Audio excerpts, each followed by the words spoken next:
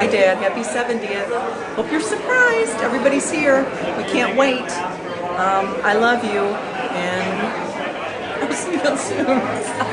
I'm crying, so good luck with that. Dad, we love you so much. Shut up, Craig. I can't. My way through this, but it's basically, this is Charlie Hill's life in about 3 minutes or less. So 70 years, ready? Here we go.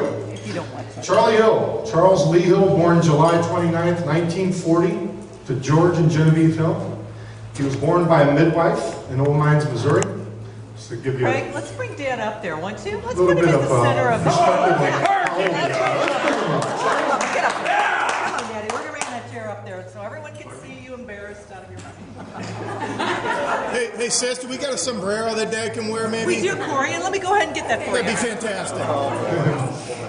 Because Dad always really loved sombreros. To give you an idea of what was going on in the world when Dad was being born, Bugs Bunny made his big screen debut. And actually...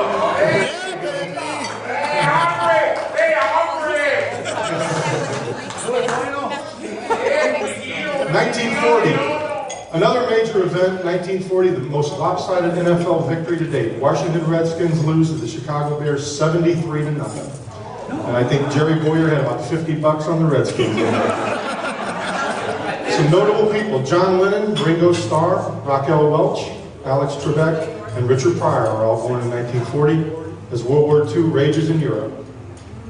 Dad attended Cruz School and later St. Joachim High School, where he, little Joe Boyer, Kenny Miller, majored in bobby soxers and jitterbugging.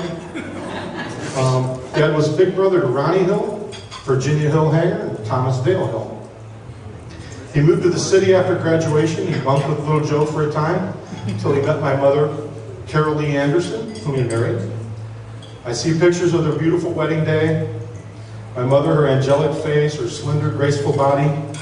My dad with those big-ass Buddy Holly glasses and crew cut. And 200 guests saying, I don't get it. They set up housekeeping in South St. Louis in a small apartment on Lawn Avenue. Then, on April 15th, a little miracle happened to the young couple. They got their first washer and dryer. Oh, Kim was born that day, too.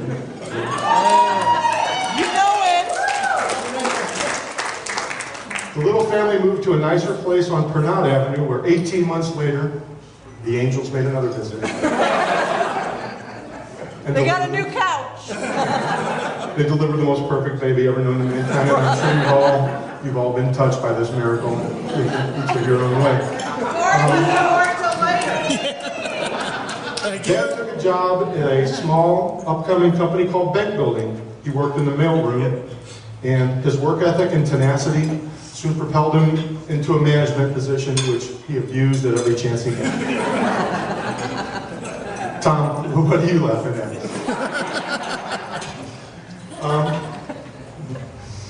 As his career progressed, he had a home built in a little-known suburb called Arnold, Missouri. We lived an idyllic childhood where Dad talks about life, family, music was a big part of our lives, and it was always fun at home, and Dad made sure of that whenever he was sober. We had game night. We played Battling Tops.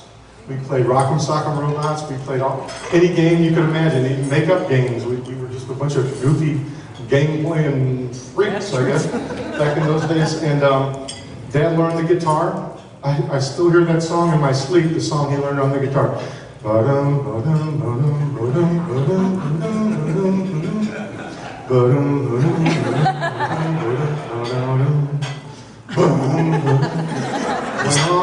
and on, that song. He still plays it. You can still play that, by the way. Dad wasn't exactly known for his patience. As a father, he thought we were a little bit slow, and he might have been right. I remember he tried to teach me how to change the oil one time on the car, and he's like, had a couple of those little gems, you know, that a father throws at the son. Get your ass behind you, boy. You're all twisted up. You're twisted up. Get your ass behind you. And don't use your head as a hat rack, son. Use your head. Don't use your head as a hat rack. And my favorite, there's a right way and a wrong way to do things, Greg, and I'll be damned if you don't do it the wrong way every time. And as he was telling me that, he poured 5 quarts of brand new Pennzoil onto the driveway because he forgot to put anything under that. Forgot to put the plug in. Oh, that's true. And then he built our swing set. It was wonderful. He built the most beautiful blue and white swing set. It had the double slide, it had the trapeze, it had everything that a kid could want. And then he had to unbuild it because he built it in the garage and he couldn't get it out. So then he took it out and he built it in the yard. Very true story. For a second time. Very true. And then the Angels visited one more time, June 29th, 1969. And it didn't take us long to realize that, Corey, there was something horribly wrong with this child.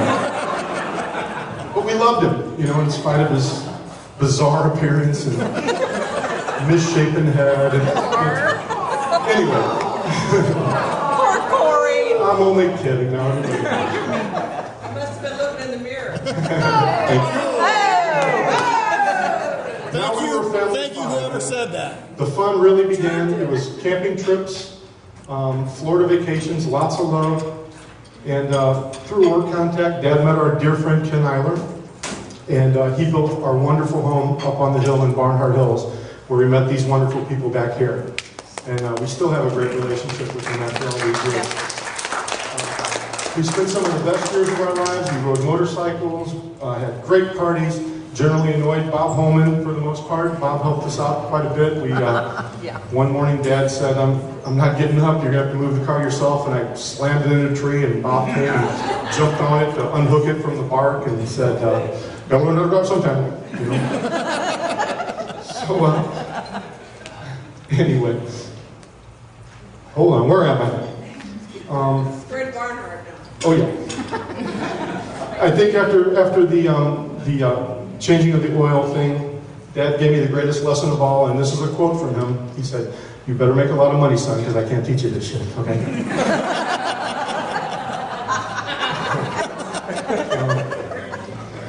Anyone who knows Dad knows he's got a great sense of humor, and I think he got that from Genevieve Hill. Genevieve is one of the funniest people I've ever known, and anyone in this room that knows her knows that's true. Dad always made us laugh, and he'd pick on you in such a great way that it made you feel great.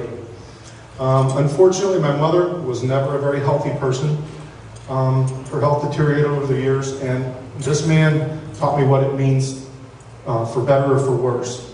He went through a lot with my mom, and she died in 2003. He took care of a very sick woman for years and years, and he took care of his friends, and he took care of his family, and he took care of his job. And for that, he's a very impressive person to me. He became...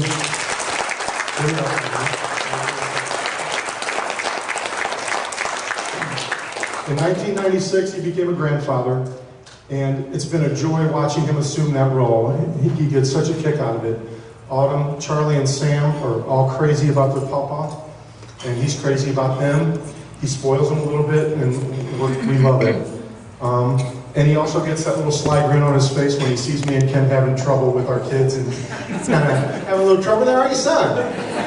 Especially as Autumn approaches, is a teenager now. He's getting more of a kick out of it, really, than I am. About 6 years ago, Dad met a wonderful woman who had also lost her spouse. And I think that God was looking out for both of them because they're a great match, and Norlene's a wonderful person, and she treats us all like her own.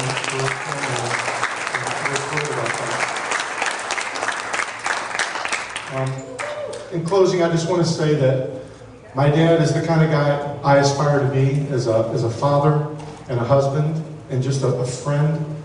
He's everybody's friend. Everyone who meets him is crazy about him, and it's nice to see you all here. I'd like for everyone to raise their glass if they would and propose a toast to my hero and my father, Charles Snow.